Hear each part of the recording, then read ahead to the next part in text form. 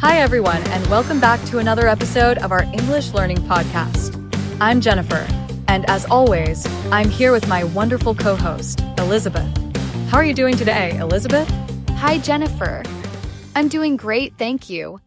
Today, we're talking about a topic that's sparked debates for decades. Is it appropriate to teach religion in schools? This question taps into important discussions around education, personal beliefs, and the separation of church and state. Some people believe that religious education helps students develop a broader understanding of the world, while others argue that religion doesn't belong in public school settings. Today, we'll look at both sides and explore how schools might address religious topics in a way that respects everyone's views. That's right, Elizabeth. Religion is such a personal and often sensitive subject, which is why it's so important to approach this topic carefully.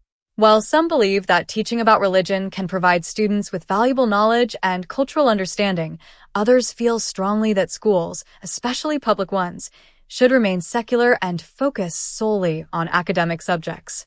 Today, we're going to dive deep into the pros and cons of teaching religion in schools and discuss how it might be done in a way that respects diverse beliefs. Exactly. And for our listeners out there, we'd love to hear your thoughts on this topic. Do you think religion should be taught in schools, or do you believe that it should be kept separate from education? Share your opinions with us, and we might even feature them in a future episode. So, Jennifer, let's start by discussing the arguments in favor of teaching religion in schools. Why do some people believe that religion should be part of the school curriculum?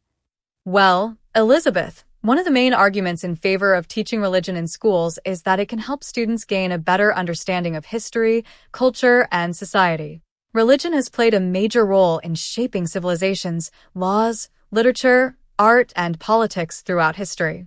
By learning about different religions, students can develop a deeper understanding of how religious beliefs have influenced historical events and the development of different cultures.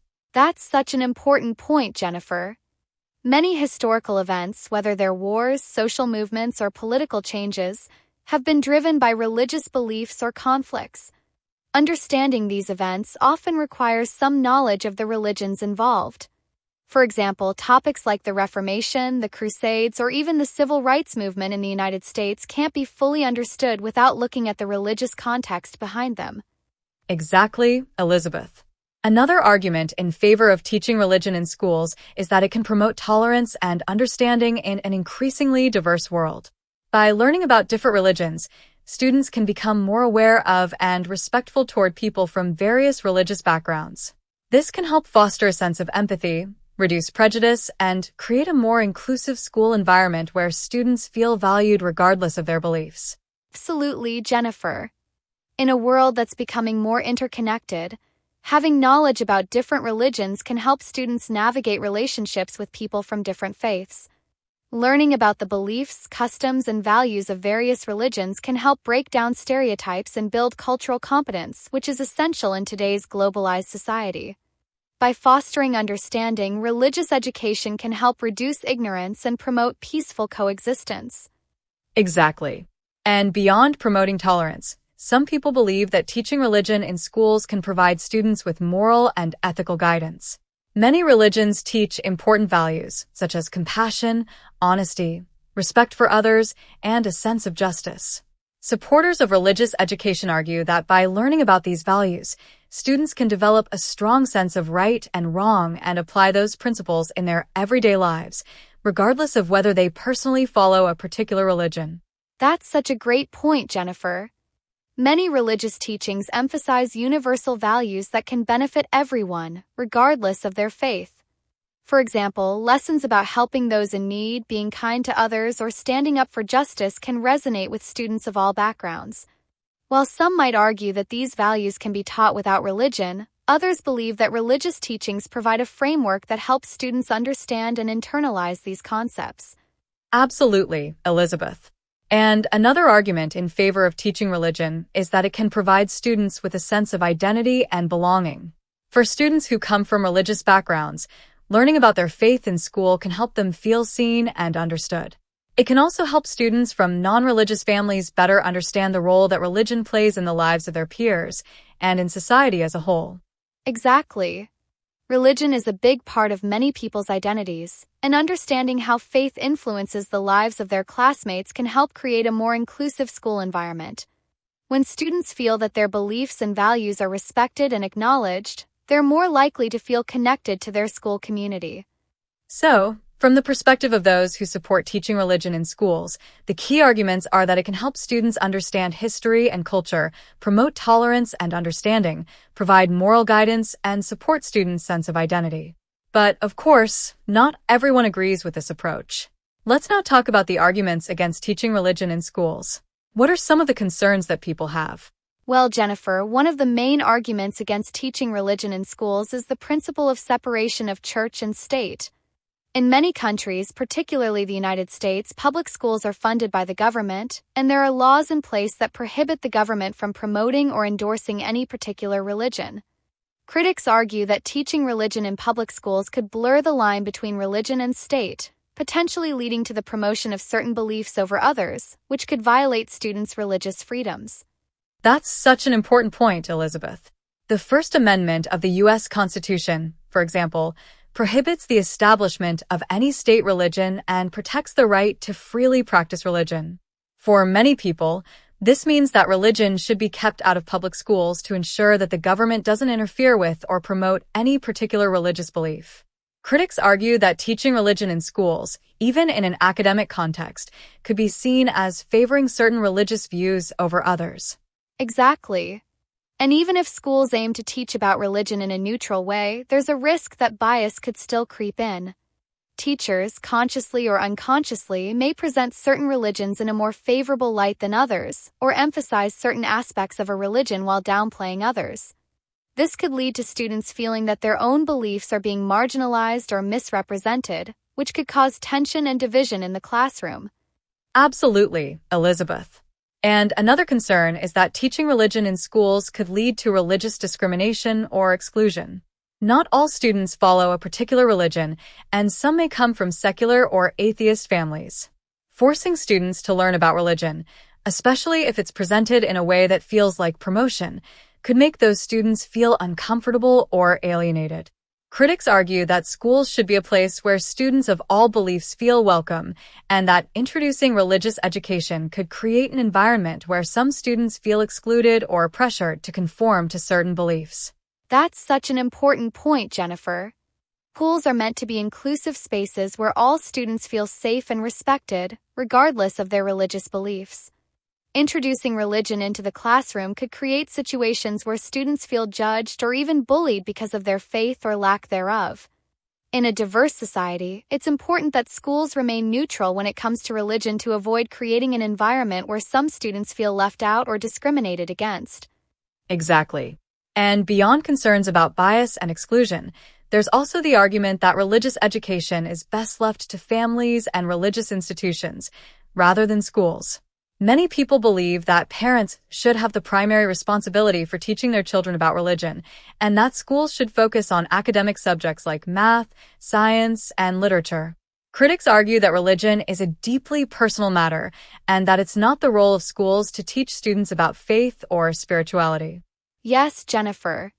For many families, religion is a deeply personal and private part of their lives.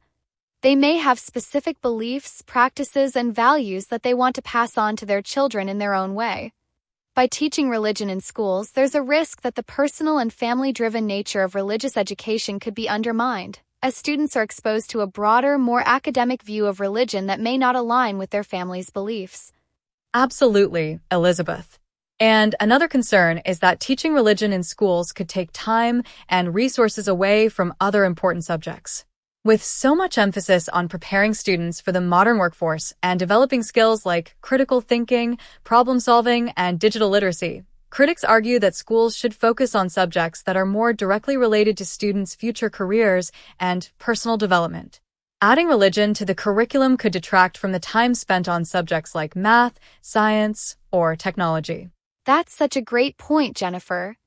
With limited time in the school day and increasing pressure to meet academic standards, some people believe that adding religious education to the curriculum would place an unnecessary burden on schools and take away from the time students could be spending on core subjects that are essential for their future success. Exactly. So, from the perspective of those who oppose teaching religion in schools, the main concerns are the separation of church and state, the risk of bias and discrimination, the belief that religious education should be left to families, and the concern that it could take time away from other important subjects. As we can see, there are strong arguments on both sides of this debate. Absolutely, Jennifer. And speaking of different perspectives, I think it's a great time to hear from one of our listeners. Let's take a call from someone who might have an interesting perspective on whether it's appropriate to teach religion in schools. Hi there, you're on the air with Jennifer and Elizabeth. What's your name, and where are you calling from? Hi, Jennifer. Hi, Elizabeth. My name is Rachel, and I'm calling from New York City. I've been listening to your podcast for a while now, and I love today's topic. I wanted to share my thoughts because I work as a high school teacher, and we've had a lot of discussions about whether or not we should include religion in our curriculum. Hi, Rachel. Thank you for calling in. We'd love to hear about your experience. Do you think it's appropriate to teach religion in schools, or do you believe it should be kept out of the classroom? Well, I think it's a tricky issue. On one hand, I think it's important for students to have a basic understanding of different religions, especially in a diverse city like New York. We have students from so many different backgrounds, and learning about each other's beliefs can help foster understanding and respect. But on the other hand, I think we have to be really careful about how we approach it. There's a fine line between teaching about religion and promoting religion, and we don't want to cross that line. That's such a valuable perspective, Rachel. It sounds like you see the potential benefits of teaching religion, but are also cautious about how it's done. Do you think there are ways to teach about religion in a neutral, academic way that respects all students' beliefs? I do, but it requires careful planning.